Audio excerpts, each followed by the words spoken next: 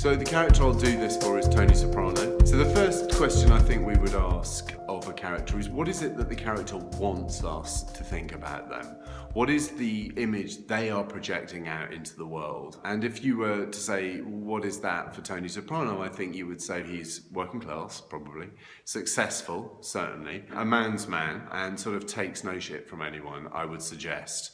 And those are all the things, by the way, that Tony Soprano wants you to think about him. So it's absolutely no accident that Tony Soprano's public-facing image is exactly what he would want it to be. So then the second question we would ask of a character is, what are the things that you appreciate about having that character around in a tight spot, but crucially a tight spot that they feel they have the resources to get out of?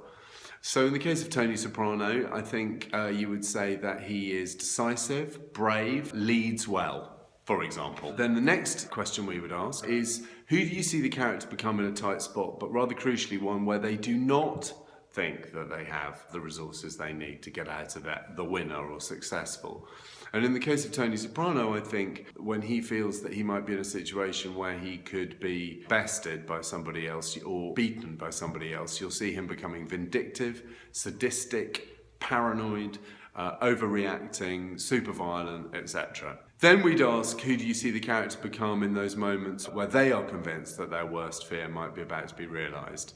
And then again, in the case of Tony Soprano, if he is ever in a situation where he feels he is absolutely about to experience the domination by someone else that he fears so much, he actually, fascinatingly to me, becomes very childlike and withdrawn and sort of collapses inward. And the thing to be noticing here is how different all these things are, how different the things that you appreciate about a person in a tight spot are from the person they become when they're terrified.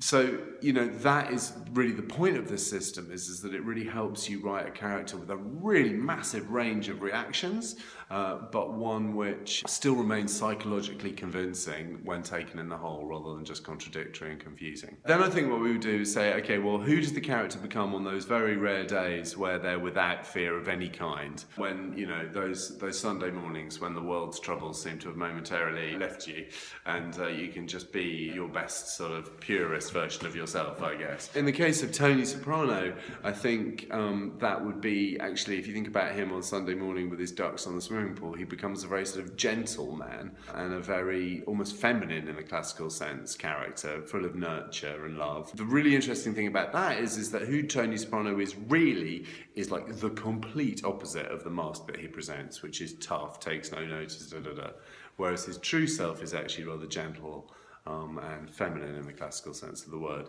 And that is almost always the case, that the person and character really is the opposite of the person that they portray themselves to be. And I think the reason for that, and the last question we ask in this system, is, what is the character afraid of?